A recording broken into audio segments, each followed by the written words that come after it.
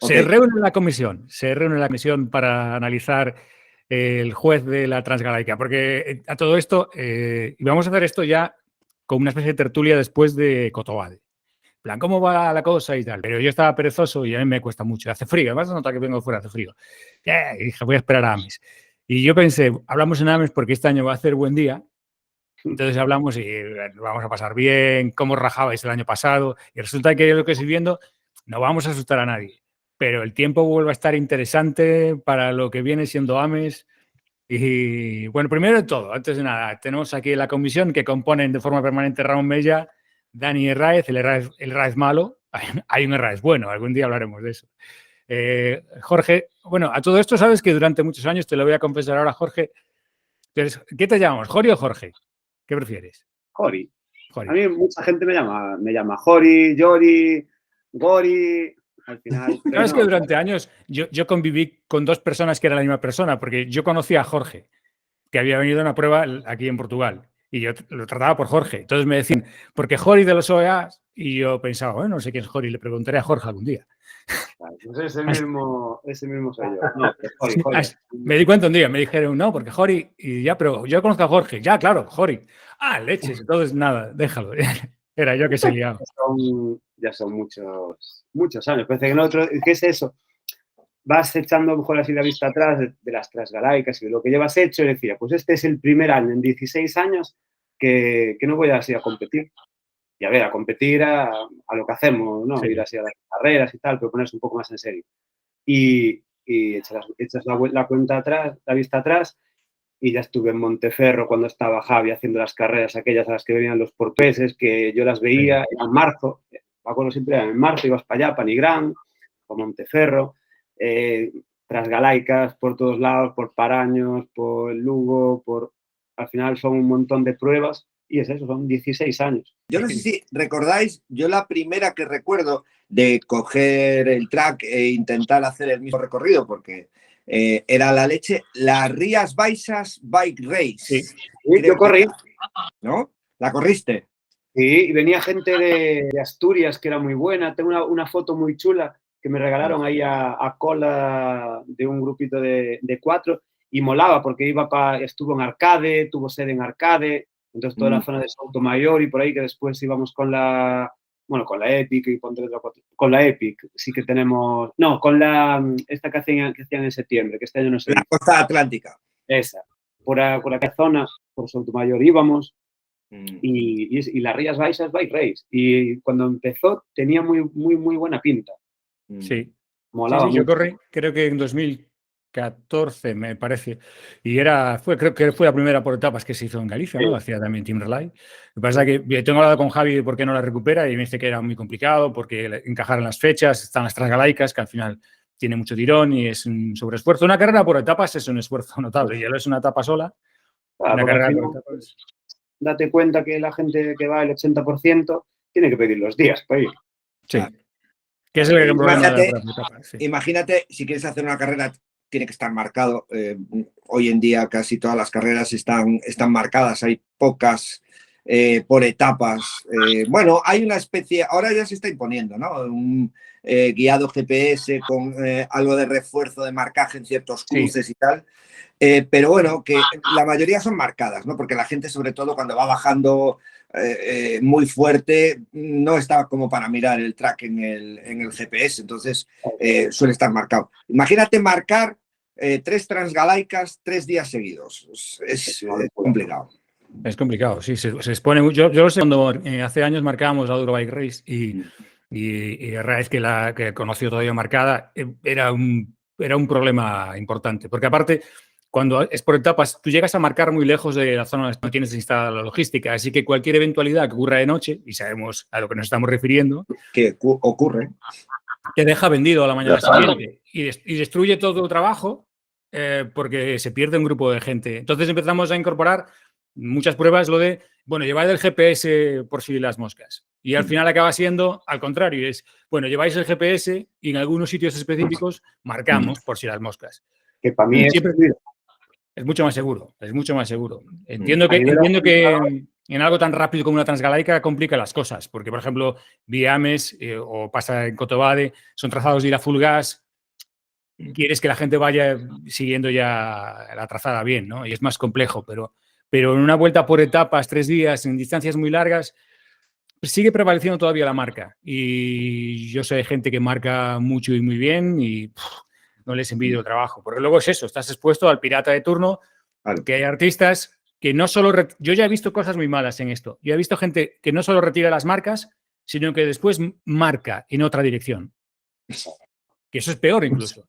No solo te los pierden, yo he visto en alguna prueba, no solo te los pierden, sino que sabotean la prueba llevándote la carrera hacia una carretera general. Y tú piensas, ¿quién haya hecho eso? O es un inconsciente o es un hijo puta. Y no sé muy bien cuál de las dos cosas es, pero el asunto es que si tú no te das cuenta, te meten en un problema, puede literalmente provocar un accidente muy grave. Entonces acaba uno ahorrándose eso como GPS y se acaba. Y con las transgalaicas quizás sea una de las ventajas, ¿no? Que es accesible a todos los públicos.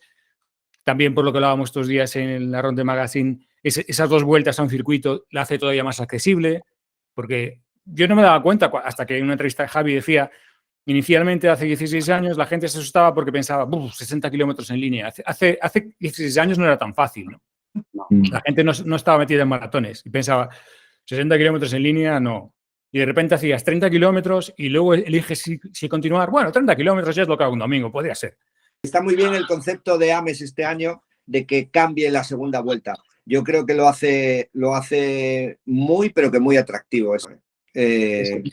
Para apuntar la idea surgió de que, claro, al final, pues te juntas 3 o 4 amigos y van saliendo ideas. Yo siempre soy el que dice, antes de cambiar, vamos a asegurarnos de que el cambio va a ser mejor y, sobre todo, a nivel de permisos, a nivel de logística, sea algo que no nos complique demasiado la vida, porque los permisos nos complica mucho la vida. Entonces, para nosotros, no salir del Ayuntamiento de Ames ya nos facilita mucho, porque solo nos tenemos que preocupar del Ayuntamiento de Ames. Y, por suerte, pues es una relación muy, muy, muy buena en ambos sentidos. Y después, el intentar mantener los cruces de carretera casi siempre los mismos, para lo mismo, para tráfico, policía local, que no es a lo mejor instituciones con las que estás con una relación tan fluida de quedar habitualmente para explicarle, pues lo mismo. A partir de ahí, pues le empiezas a dar un poco a la cabeza y dices, pues mira, tienes que intentar mantener unos kilómetros, un desnivel para tampoco pasarte, pero si cambias todo el recorrido es una locura, quieto. Y pensé, junto con Esteban, en decir, vale, ¿y si quitamos parte del desnivel de una zona y se lo añadimos al final en vez de hacerla? Y a partir de ahí, pues fue naciendo. Yo conocía la trialera final de subirla corriendo y dije, por aquí, venga, pusimos a los equipos a trabajar y después, si queréis, hablamos un poquito del recorrido, pero sí. Salió un poco de ahí, de darle ese atractivo a la prueba, de decir, es lo mismo, pero diferente.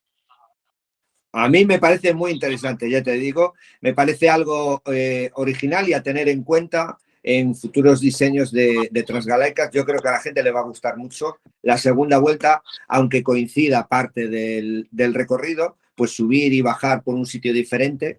Yo creo que va... Se hizo el año pasado por emergencia en Manzaneda, si no recuerdo mal, ¿no? Hubo que inventar porque se había cortado por causa de la nevada completamente el recorrido, y lo que en principio parecía un parche acabó resultando muy interesante, porque un poco lo que dice Jori, ¿no? Al final, si tienes una idea clara de qué diseño le quieres dar al trazado, puede quedar muy divertido. No, puede quedar no un parche, sino enriquece el trazado, le añade algo, le añade algo extra. Además, eso, por ejemplo, que Dani conoce bien, el trazado de Ames es exigente, es intenso, pero que te lo modifiquen en el final de la segunda vuelta también te obliga a hacer un cambio de estrategia, ¿no, Dani? Sí, completamente. Cambias en la última parte, es una subida que hace también un poco exigente y una bajada que es también tipo endurera, es una trialera bastante, bueno, pues eso, te pide control de bicicleta. sí que planteas una primera vuelta, luego una segunda, te tienes que dejar algo siempre guardando y tienes que gastarlo cuando te lo exige el recorrido. Sí que es un punto a favor porque te da una motivación diferente de una primera a una segunda vuelta y no es tan... modificas un poco lo que es la estrategia, exactamente. Sí que lo veo como una manera muy, muy, muy positiva.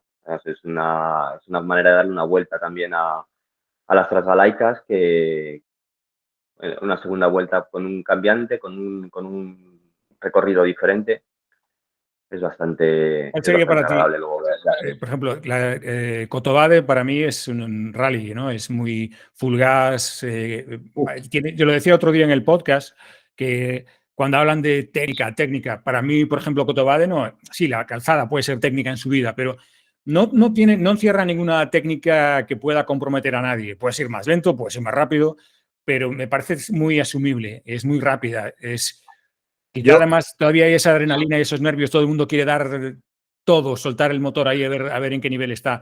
En Ames empiezas bajo mi punto de vista, a ver la cara de verdad de Transgalaicas. Ya pasó Coto Vade, ya pasó la emoción, esa adrenalina, y en Ames es donde realmente te dice la verdad, dónde estás, ¿no? Este año, para mí, el circuito de Coto Vade estuvo distinto. Estaba rapidísimo, porque se podía ir muy rápido en todo el circuito, calzada incluida.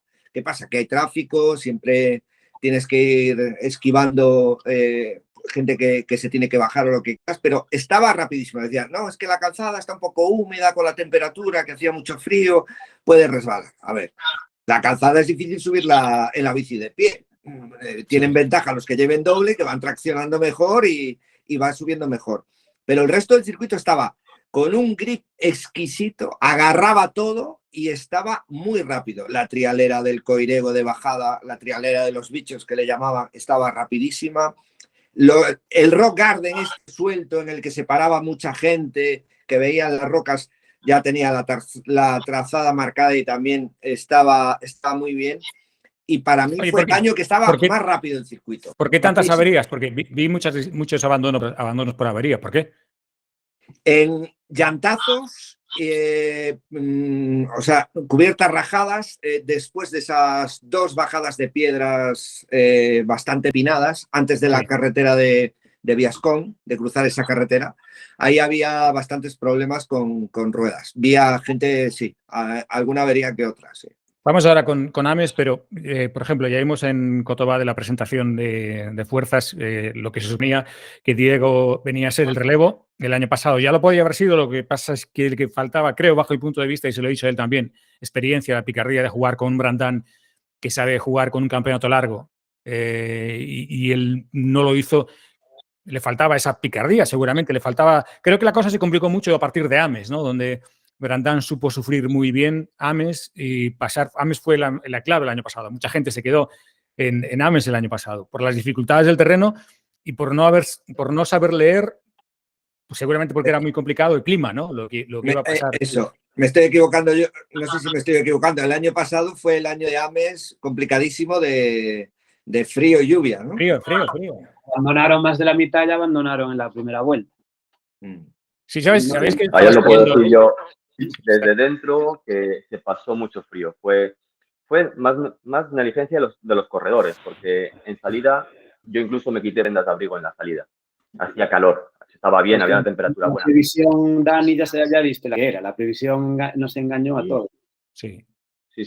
No, fue culpa en falta de previsión, más de los corredores, más que otra cosa. No, a ver, pero es complicado. Un poco más yo lo dije en el podcast, es complicado. Y yo que vivo en una zona de montaña media alta, yo puedo entender que, por ejemplo, aquí donde vivo, pues se complique la situación a nivel de clima. Pero las montañas de Ames son pequeñas, montañas de 300 metros, 400 metros. Nadie piensa que la variable pueda ser tan grave. Yo entiendo que si te metes en 1500 metros, sabes que te vas a meter en una emboscada. Pero yo también disculpo al corredor que piensa, bueno, va a hacer frío, pero ya estamos viendo lo que va a ser. Y la famosa historia de aprieta un poquito más, pero el año pasado se puso complicado. Y yo viéndolo desde la distancia, y me iba pasando vídeos colegas de los OEAs, siempre se repetía una secuencia. Había un tipo muy abrigado, que pasaba todos los cortes y yo dije, este va a ser el día que gane Miramontes en la Transgaláctica. Y el tío iba muy abrigado, iba en su ritmo tran, pasándoselo bien y pensaba, bueno, el tío que menos le importó ir súper abrigado es el que lo está gozando y los demás están sufriendo. Y luego ya nos dimos cuenta, vi gente que pidió abrigos a amigos que tenía viendo la carrera.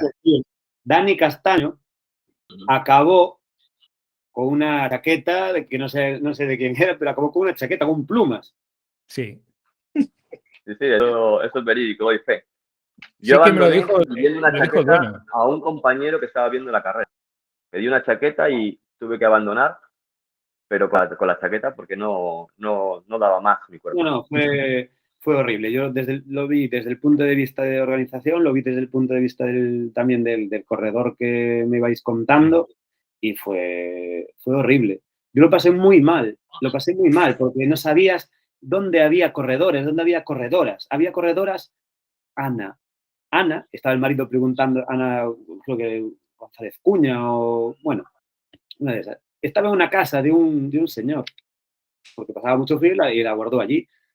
Bueno, eso lo dijimos el año pasado en el podcast y lo vuelvo a repetir ahora, fue un trabajazo de los OEAs y toda la gente, todos los voluntarios, porque yo que me he visto en alguna cosa, pero es que nadie se puede imaginar lo que son, es la logística de 300 corredores, de los cuales todos están en próximos a la hipotermia, todos, incluso que siguen en carrera, muchos abandonando en lugares donde uno cuando establece el protocolo, que es una cosa que a veces no se da cuenta la gente, establecemos protocolos y sabemos más o menos, intuimos, ya sabéis dónde puede abandonar la gente. Y en una transgaláctica te abandonan en la meta, pasan, abandonan. Pero mucha gente el año pasado intentó continuar y los pilló el cambio de tiempo después de haber continuado, con lo cual te están abandonando en un sitio completamente fuera donde la logística está enfocada. Nosotros tenemos 35 puntos, casi un punto por kilómetro. Entonces decimos, cuando abandones, pues malo será que no le digas a alguien, oye, mira, ¿por dónde puedo ir? Es la lógica y lo que pasó en estos 6 años. Ahí no, ahí lo que pasó fue que llegaba a cualquier sitio y se daba la vuelta en el recorrido y no tenías corredores perdidos. Y es una situación que claro, a nivel de protocolo lo puedes tener muy protocolizado, pero se te sale. No. Y ahí si no llegas a la Protección Civil, que nos echó un cable brutal, no das abasto porque no das. Pero bueno, salió todo bien y aprendimos. No, aprendimos. Y los corredores también, ya verás cómo mañana la gente... el próximo domingo. No, desde luego que sí, yo haya lo del tiempo este año no está nada claro todavía, ¿eh? De aquí al domingo puede cambiar mucho la cosa. Ahora mismo, aquí en el sur, por ejemplo, el domingo no están dando lluvia. Parece que mañana y pasado sí que va a llover bastante, pero bueno, puede cambiar mucho la cosa de aquí al domingo. Veremos, a ver, ¿eh? ¿Tú vas, Ramón? ¿El domingo vas a estar ahí o no? Yo este fin de semana, lamentándolo mucho, es verdad. Tengo una cuestión de trabajo. Es verdad. Barcelona y estoy... Ryanair no me ha puesto el avión para llegar a tiempo. Lo he intentado, pero no me han hecho caso. ¿Y el venerable señor Herráez se va a volver a escaquear o...? No, de esta voy a dar la cara. Voy a ver si ya termino, a ver si puedo terminar. Era una cita de calendario. Ahí no había que fallar. ¿Viste el recorrido ya, Dani? No, estoy pendiente de hacerlo mañana o pasado, depende un poco del tiempo, pero estoy pendiente de hacerlo, sí. Vamos con el recorrido. Tengo ganas de ir a la segunda parte nueva. ¿Cómo queréis ver el recorrido? Tengo aquí un perfil, o queréis que pongamos al Gran Breogán en imágenes y me vais diciendo... me da mucho miedo poner a Breogán en imágenes, la verdad. Breogán es...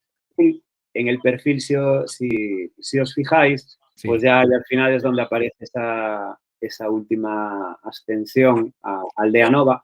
Sí, está aquí. Está pensada para que sea una ascensión fácil a nivel técnico, porque podía todavía subir un poquito más, pero tampoco es el objetivo de... Para mí una transgaláctica no tiene que ser una prueba súper dura. Tiene que ser una prueba accesible y que la dureza se la ponga ya después el propio corredor y con otras variables, pero no el recorrido, ni tanto a nivel técnico ni a nivel físico. Es un poco la idea y hablándolo siempre con Javi, siempre coincidimos.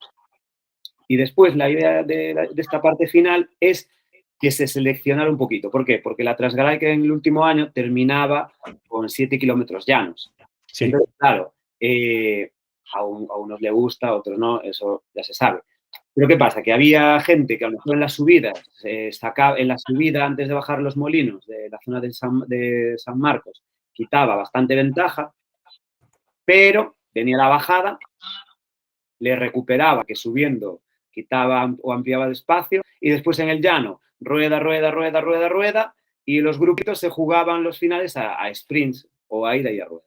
Esta subida lo que intenta es que vayan quemando balas a lo largo de 50 kilómetros y en los últimos 10 kilómetros que empiece un poquito el juego.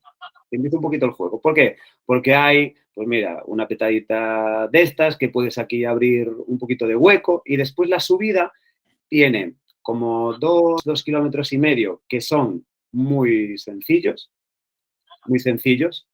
incluso es por parte de una bajada que hacíamos en la Transgalaica. Aquí es donde empieza. Sí, vas bastante rápido. Aquí todavía no empezó la subida. Es un poquito más hacia adelante. Pero es un terreno muy bueno de subir a vatios. Sí. Vatios. Y los últimos 300 metros es un tipo rock garden, así con algo de técnica, subiendo. Y ahí, yo, por ejemplo, si Correa tuviera que estar ahí disputando mis plazas, sería donde me intentaría escapar. ¿Por qué? Porque después esta es la parte más técnica de la parte final. Es la parte técnica, donde vas subiendo y después ya te metes a mano derecha y ahí es todo para abajo hasta meta. Todo para abajo hasta meta. Entonces, si eres bueno bajando, vas a abrir hueco y si la conoces, también. Fijo, porque tiene un punto donde se ve en el vídeo que se paran a ver, porque es un punto que Una roca. no tiene nada, pero si no lo ves, te dices, quieto. Tiene un par de saltitos. Porque, ¿qué pasa? ¿Que la roca llega si no ves la bajada o qué? Claro. Pero bueno, por lo que pude ver luego en el vídeo, es una bajada bastante noble, ¿no? Sí, es muy noble, no tiene nada feo. Pero tiene ese punto de desconfianza que si no la conoces, y yo también quería eso. Yo también quiero que los días previos pues la gente venga, que vea lo que hay, el recorrido se va marcando. A mí, ¿quién me diera tener el track un mes antes y que la gente mallara? Sí. Eso. No, pero lo que vemos en el vídeo es una bajada muy para confiar y dejar correr la bici y baja sin problemas. Sí. ¿No? Yo lo que tengo claro, lo que dice Jori, que a mí, por ejemplo, me gusta mucho más bajar que subir. Y vamos, si yo engancho esa bajada de ahí hasta meta, a ver, la iba a disfrutar mucho. La verdad es que es un punto importantísimo en la estrategia de cualquiera que vaya a participar el domingo, esa subida técnica y esa bajada. Ahí... Además tiene toda la lógica, ¿no? Lo que él dice, aquello de que es una cosa que la gente se olvida, las llegadas largas, porque en ultramaratón es diferente porque en el ultra, yo lo hablo caso de Mountain Quest, tú ya esperas que la gente llegue al final seleccionado y le pones ese final amable para que lleguen, básicamente. Pero una carrera tan rápida como la Transgalaica permite que toda la selección previa que se hizo en el monte, en una llegada muy larga, tendida, se te vuelven a agrupar y aunque para la gente es espectacular, creo que no hay ningún organizador en el mundo, salvo las grandes vueltas, que adore una llegada al sprint. Una llegada al sprint es un estrés considerable, tienes que contar con cosas que pueden ocurrir cuando supuestamente va a ocurrir el clímax, que es, y ahora se acaba, todavía estás en tensión. La habíamos puesto porque no había ninguna. Y también dijimos, vamos a meterle un final, que de hecho la salida y la llegada es súper amplia y es todo asfalto, pero con esto le da un toque diferente. Sí, hay una selección en subida donde lo que decías tú, Jori, antes, quien tenga vatios puede apostar ahí por romper la carrera y se puede ir y luego conservar en la bajada. Una bajada que sí es muy chula, es BTT, esto es BTT de leche, tiene que tener técnica, pero lo vemos una y otra vez en el vídeo. Aparte es muy buena idea que el loco este Breogán se bajara. Vamos a ver qué dice. Vamos a ver qué dice aquí en el vídeo. Dice que se baja. Ahí se ven, chavales, no ten nada. Palabra de Breogán. Vais a se ven, chavales, no ten nada. Aquí hay otro saltiño. Sí. Vais a ese ven, no ten nada, sí, pero se paró a ver. La primera vez. Sí, y el compañero lo mismo. Sí. Claro. No, yo te digo una cosa, con este final no hay sprint, porque es que, a ver, ahí no se puede pasar Y yo creo que los que bajen bien ahí abren hueco y te da el hueco, yo creo, para llegar a meta y olvidarte de un sprint si tienes a alguien pegado. Porque, a ver, ahí en esa bajada, yo no sé cuánto dura. ¿Cuánto se tarda en bajar esto, Jori? Hombre, Dani la baja en menos de 5 minutos. Mira, Dani... Bueno, pero una bajada larga, entonces. Una bajada larga.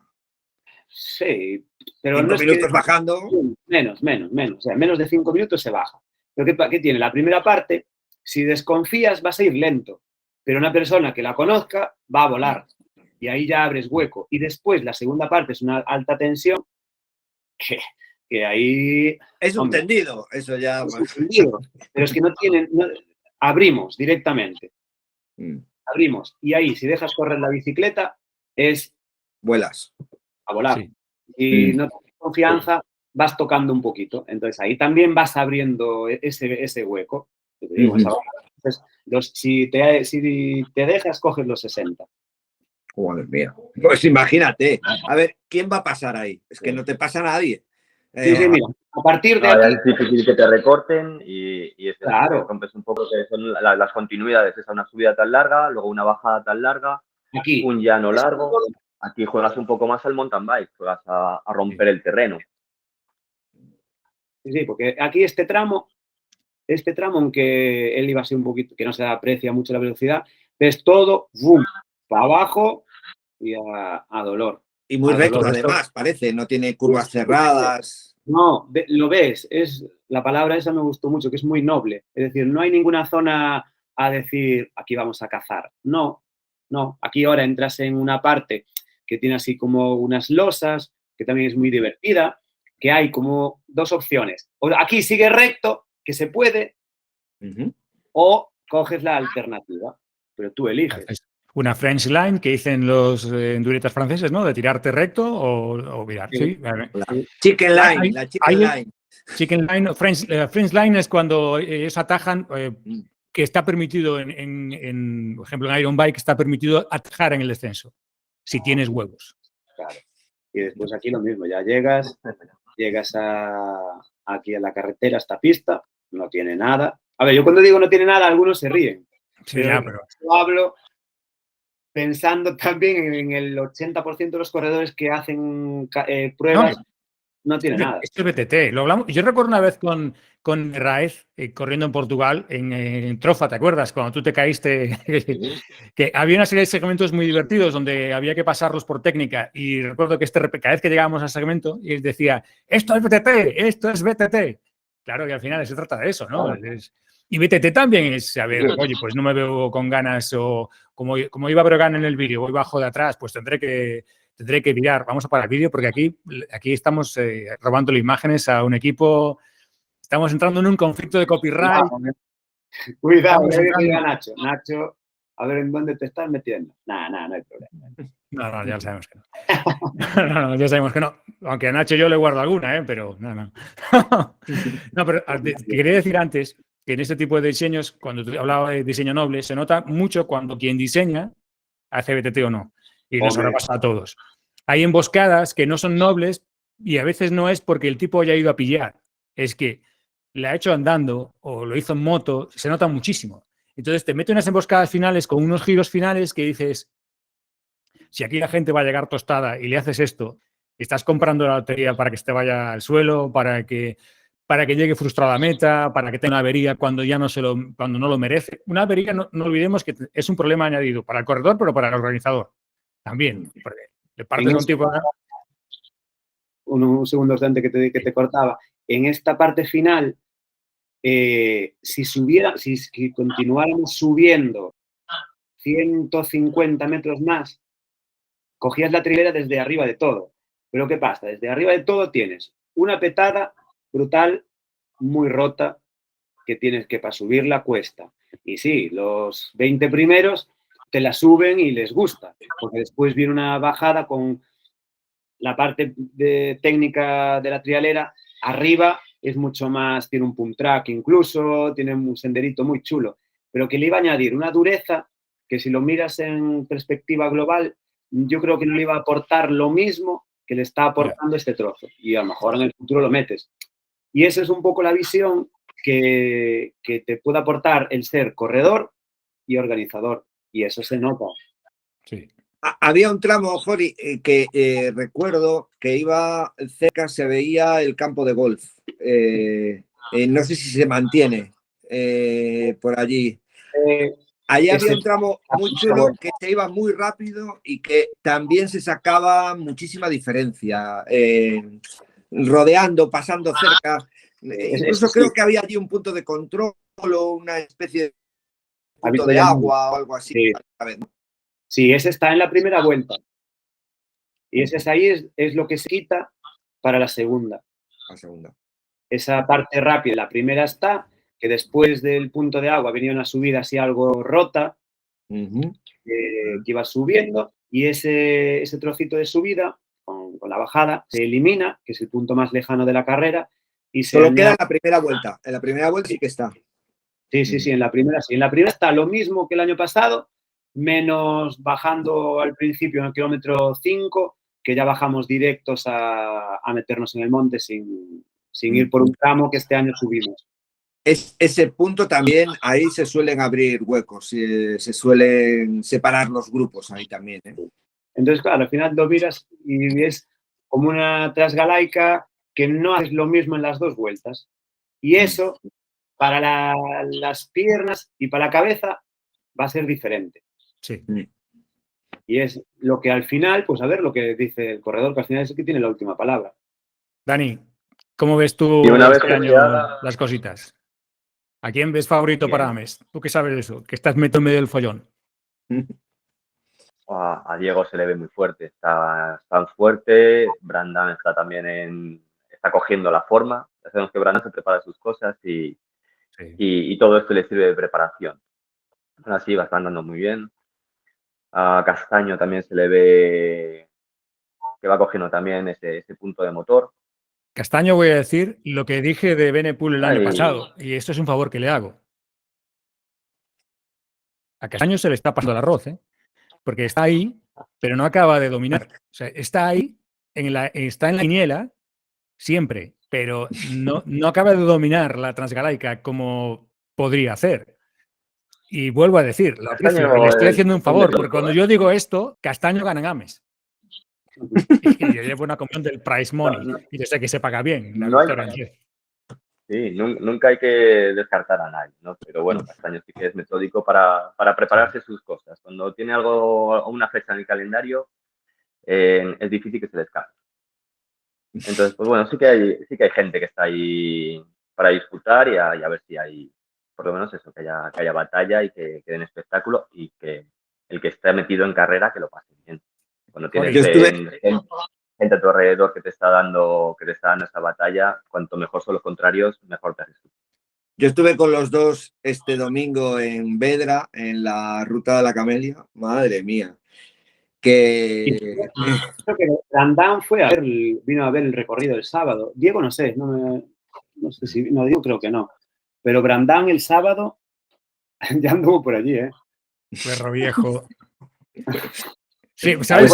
Brandán se pasó el año pasado entero diciendo que se sentía viejo y que estaba pasándose el arroz y al final quedó subcampeón en el Open de Ultra España, se llevó a las Transgalaicas, tiene muchos trucos el perro viejo todavía y sabe sufrir muy bien, tiene mucho motor, no ha dejado de tener motor y entonces trazados como el de Ames que obligan a reservar, a usar la cabeza. Yo lo dije en el podcast. Brandán es un tío que corre muy bien de piernas y corre mejor de cabeza. Y un trazado como Ames que te obliga a pensar en mala bici, que no te puedes vaciar en una vuelta, ni automatizar la segunda vuelta porque viene una parte final donde tiene que haber un extra.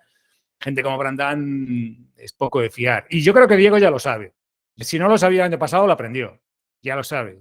Es que yo lo vi en Manzaneda en primera línea, porque además iba en la bici eléctrica que acompañaba y agarraba un poco la prueba. Y Brandán jugó con la distancia, Brandán jugó con la dificultad de Manzaneda y es parte del juego, ¿no? Este deporte es la subida que decía Jori ahora, esa subida técnica antes de la trialera final. Esa subida es un regalo para quien sabe jugar para llegar ahí, ¿no? Tira hasta ahí. Es que se busca un poco eso, ¿sabes? Por darle un un poquito de chicha a las carreras y que el participante pues, después sienta que realmente el organizador está buscando que lo pase bien dentro de un control. Dentro de un control, pues que lo pase bien, que para eso paga y para eso entrena y para eso va. Y que lo pase bien los primeros y sobre todo el resto también. Sí. Porque si haces locuras, sí, las locuras te las pasan los 20 primeros. Es verdad. Pero el resto, ¿qué?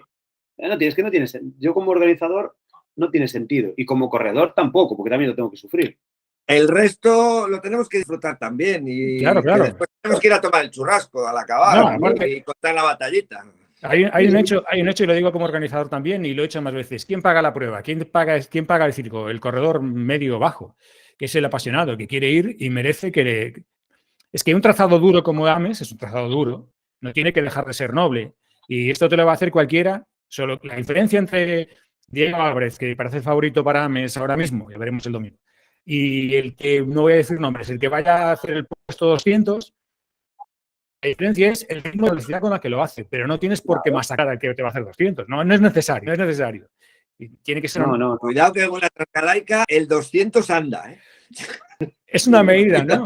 De las transgalaicas se dice que los 100 primeros, y es un dicho popular, andan mucho, pero los 200 primeros no son cojos tampoco. Y eso que este año, yo creo que este año empezó muy fuerte. Hay muchísimo calendario. Muchísimo calendario. Muchísimo. Y es normal. Pero es normal, pero a todo no se puede estar. Y hay muchos que a veces queremos estar a todo. Y eso Sí, es un tema que tienen que darle una vuelta. Porque al final... Hay una sobresaturación de calendario que no responde al número total de corredores. Y eso acaba siendo un problema. Sí. Los organizadores es que por 200 personas hoy en día dices, lo organizo, sí, pero quieres tener. Todos queremos tener. Pero para todos no se puede tener. Entonces, porque este año se está viendo con las transgalaicas. En Cotobade el día anterior o 2 días antes estaban en 200. Nosotros hoy estamos en 200, que estoy encantadísimo. Yo hablo un poco en general, pero creo que está muy saturado, porque fueron 18 o 20 pruebas de ciclocross, que yo este año me aventuré a correrlo. Al fin de semana siguiente de acabar ya empezaron las resistencias, 5 resistencias con 300 personas o de media 200 y pico. Acaba resistencia, métete transgalaicas, métete rally, acaba rally, métete mi madriña. No, y es que ahora empiezan ya los XCO al mismo tiempo casi que las transgalaicas. A ver, es público diferente, obviamente. Uno es maratón y otro no, Pero... Yo te digo, desde mi punto de vista y aparte y desde otro país también, la saturación del mercado, por ejemplo, por parte de la federación de cualquier país o de cualquier región, acaba creando una saturación en equivalente que es el resto del calendario se empieza a apretar. Y entonces el organizador independiente, que tiene su prueba de ultra, que tiene su prueba de maratón, lo que sea, se empieza a acoplar en todos los mismos meses, mayo, junio, julio, y al final hay una saturación desde noviembre hasta agosto de fechas que compiten entre ellas, de pruebas de mucha calidad que no sobreviven porque no llegan a cubrir gastos. Pero que yo entiendo que es un mercado atractivo, pero también exigiríamos cierto grado de equilibrio por parte de todos, ¿no? Porque si no, no sobrevive nadie. Si vamos todos a 100 corredores, sí, lo decía Jori ahora, ok, igual lo querés tener igual, pero desluces cada evento y después el corredor no va a aguantar semejante calendario ni a nivel físico y actualmente a nivel económico. Y mentalmente es un tipo que dentro de una temporada te planta y dices, yo no corro más. Porque estamos haciendo de un hobby un trabajo también. La exigencia de entrenamiento, de nutrición, porque al final si quieres sentar tienes que cuidarte en lo que comes. Estamos llevando una vida de profesionales que no nos corresponde y nos olvidamos de una parte muy importante y quizá por ahí vengan que algunas marchas empiecen a funcionar muy bien. Y es la gente se harta mentalmente y dice, pues yo me voy a una marcha. Y cuando acabe, como algo y me relajo. Es que te voy a decir una cosa en ese sentido. Yo, por ejemplo, este domingo estuve en la ruta de la Camelia, había otra ruta, mismo estilo, en Noya, y estaban las dos rutas con 400 personas. Las dos rutas acabaron las plazas que tenían disponibles. Pero es que es otra cosa. La gente viene incluso de lejos, pero a pasar el día y se queda en el sitio a comer, a consumir. hacer un poco de turismo, pero claro, es que eso no lo puedes hacer todas las semanas o cada fin de semana sí, fin de semana no, ¿no? En mi opinión, creo que en los últimos, yo un poco por mi trayectoria, por lo que voy viendo, Sí. hace 15 años, y nosotros llevamos organizando pruebas desde hace 12 años casi. Empezáramos en Brión y después pasamos para Ames por rutas y después con la Transgalaica. Al principio había un montón de marchas cicloturistas. Yo me acuerdo de la del Requesón, que era en enero, que iban el Álvaro Pino con esa Covea allá a entrenar, bueno, que era durísima, con nieve. Eran rutas, vale. Iba yendo mucha gente y cada vez las rutas se iban organizando y se buscaban que fueran rutas un poquito más duras. Entonces, como eran más duras, la gente entrenaba más. Bien, a partir de ahí empezaron a haber ya alguna que otra carrera y la gente iba a carreras y dejaba un poco las rutas de lado, iban desapareciendo. Ahora, ¿qué pasa? Hay tanta saturación de carreras, tanta gente que va a carreras, que llega un punto que dices, buah, yo no quiero tanta carrera, yo quiero una ruta y a pasear. Sí. Y estamos dándole un poco la vuelta. Sí. De volver a las cicloturistas, dejar tantas carreras, porque al final la carrera es muy exigente y se exige el 1 y el 500. ¿Por qué? Porque estás compitiendo, porque estás en una carrera.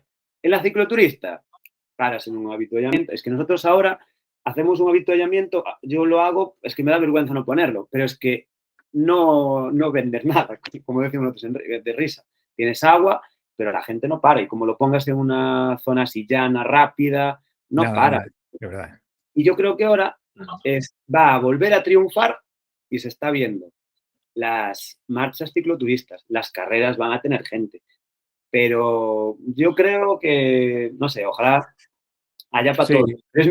Y después una cosa que yo veo, porque al final, como también como corredor también y como público, hay una saturación en el mensaje, satura el mismo canal y el mismo corredor y son tantas las pruebas, tantas las historias y se repite tantas veces el mismo mensaje en redes sociales. Esto lo tengo hablado con Ramón, porque nos gusta el mundo de la comunicación relacionada con esto. La saturación te lo vas a perder, tienes que inscribirte ya, hazlo ahora, se acaba la fase de promoción, de promo de los eventos de competición, acaban saturando la cabeza del corredor que dice, me voy a la marcha del Requesón. Por 10 pavos, ¿cómo al acabar? Nadie me rompe la cabeza. Claro, fíjate que estamos llegando también a un punto en el que la gente inscribirse 6 meses antes, 7 meses antes a una prueba, lo está dejando de lado. Sí. Y al final te estás inscribiendo a última hora, porque es muy difícil. Venimos de una pandemia donde hacer planes a largo plazo, además, era bastante complicado, y últimamente ese modelo de inscribirse 6 meses antes en una prueba para ahorrarte unos euros en la inscripción, al final yo creo que está fallando un poco, ¿no? Y la gente se inscribe en el último momento y por otros motivos. Sobre todo por eso, muchas veces por hacer turismo, ir a una zona que no conoces. Yo ayer, el domingo, quiero decir, en Vedra, mucha gente me decía que venía a conocer la zona y que no la conocía y que gente que va a hacer turismo y usa esas rutas para todo eso. Y luego hay, claro, cierta competición en esas cicloturistas. Los primeros van a gas y van Diego y Brandán ahí a tope, y luego se van haciendo diferentes grupos a lo largo de la ruta que van compitiendo entre ellos, ¿no? Y hay gente que se te engancha un rato, luego se suelta, luego vuelve. La gente lo disfruta igual, al igual que las carreras. Y ojo, que están teniendo muchísimo público cada vez más, ese tipo de pruebas. Lo decía Jori ahora. Hace 4 años. Sí, Dani, dime. No, decía Jori ahora, ¿no? Que se ha dado la vuelta a todo. De repente, hace 5 años, marchas ya corría nadie, todo el mundo iba a competir.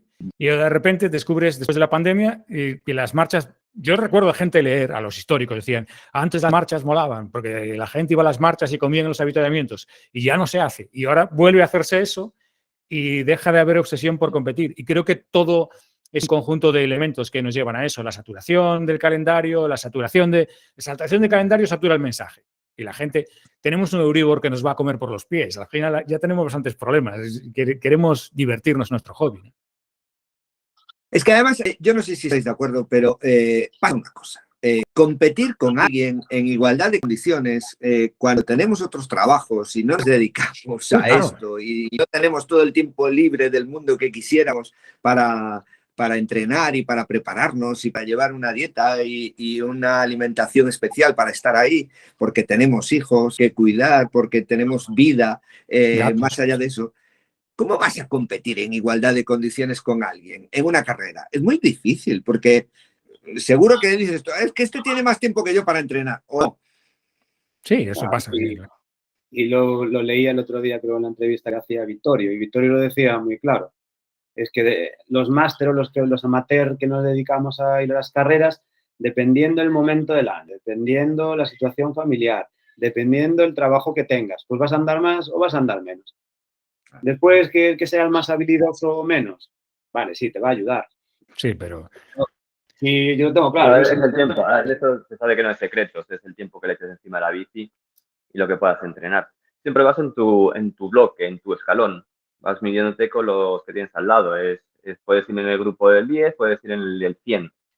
Te da igual, miras al lado realmente. Sí, además, aparte de esto, lo hablaba ayer, creo, con Herráez y le decía, por acerca de un amigo que tenemos en común, este deporte es muy esclavo. Porque tú dejas porque no puedes, por trabajo, por que tuviste una mala gripe y dejas 3 semanas estar picando piedra y pasas de estar compitiendo por ganar a estar sufriendo y gracias. Es un deporte muy esclavo, ¿no? Al final te genera una frustración. Pero yo creo que tiene que gustarte mucho. Porque a mí, por ejemplo, me encanta andar en bicicleta y yo sigo saliendo en bicicleta y no estoy yendo a competir pues porque ya hice el ciclocross. Pero yo, por ejemplo, voy ahora a una transgalaica y quedo de 100 y yo acabo tan contento. Es decir, porque sé las circunstancias y sé que voy a estar ahí, pues estoy ahí de 100 o que sea. Pero también hay muchos casos que están acostumbrados a una zona de puestos, no llegan en esa zona de puestos, desmotivación, frustración, efectivamente. Vendo la bici. Y adiós. Y esto no es una exageración, ya lo oímos todos. Vendo la bici, porque voy a vender la bici, porque... Pero no, esto era un juego, no vendas la bici, tío, vamos a salir el fin de semana. No, vendo la bici. Creo que estamos hablando de representación. Es un mal enfoque. Sí, es un mal enfoque de lo que es el deporte. El deporte debe ser siempre, desde el primero hasta el último momento, diversión. Y luego cuando te metes a competir es para medirte, a ver dónde estás. Claro, y yo creo que siempre disfrutando y competir contra ti. Y eso, que estamos hablando un poco en representación de lo que vemos, pues de nuestra grupeta, que siempre conocemos casos, del resto del pelotón, porque hablamos entre nosotros, ¿sabes? Y eso lo acabas viendo. A ver, yo no sé si tenéis casos, pero yo he notado casos de gente que conozco, mucha desmotivación de varias unidades de la grupeta después de la pandemia. No sé por qué, pero yo lo he notado muchísimo. Gente que incluso ha dejado de salir en bici a pasear. No sale en bici a pasear porque estaba acostumbrado a ir a cierto ritmo y sabe que no va a poder ir a eso que iba antes. Entonces no sale ya. Eso a nosotros nos pasó que, claro, cuando fue de la pandemia, antes pues teníamos grupetas más potentes. Pues un domingo salíamos tanto al monte como a la carretera y te juntabas 15, 20 personas muy fácil. ¿Qué sucedió? Aunque ahora está un poquito ya cambiando, pero ¿qué sucedió? Que la gente aprendió a salir sola. A no estar pendiente de si quedo a las 9, me van a esperar a las 9:05, le daba igual. Si no salgo a las 9, pues ya salí de ahí. Y salían 2 o 3. Es como que se crearon muchos más subgrupos a raíz de la pandemia, bien por proximidad o bien por afinidades. Ahora, pues poco a poco va cambiando, pero eso sí que cambió. Entonces, al final son, no sé, te vas adaptando. Pero a ver, que yo lo que vendo y trabajo en el mundo de la actividad física y del deporte, yo lo que vendo es que tienes que hacer cualquier actividad, pero lo que hagas, que lo hagas porque te guste y porque te apetece y te sienta bien. Y tienes que adaptarte pues a tu vida. Si trabajas todo el día, pues no puedes ir al gimnasio 3 horas, pues vete media hora, pero esa media hora aprovecha y disfrútala. Si ahora no puedes andar en bicicleta, pues, yo qué sé, anda a pie. Pero disfruta lo que haces. Disfruta lo que haces. Y ese es el Sí, mejor no mensaje. conviertas un hábito que tiene que ser saludable y tiene que ser un hábito en una tortura, porque entonces vas a abandonarlo, claro. Si Sí. nadie se martilla un dedo voluntariamente todos los días, ¿no? No. Y al final no estamos, vamos, mi caso, por ejemplo, yo llevo en los OEAs desde que ando en bicicleta. A mí no me interesa que me vengan y me digan te pago la licencia o te pago, porque al final voy a hacer lo mismo.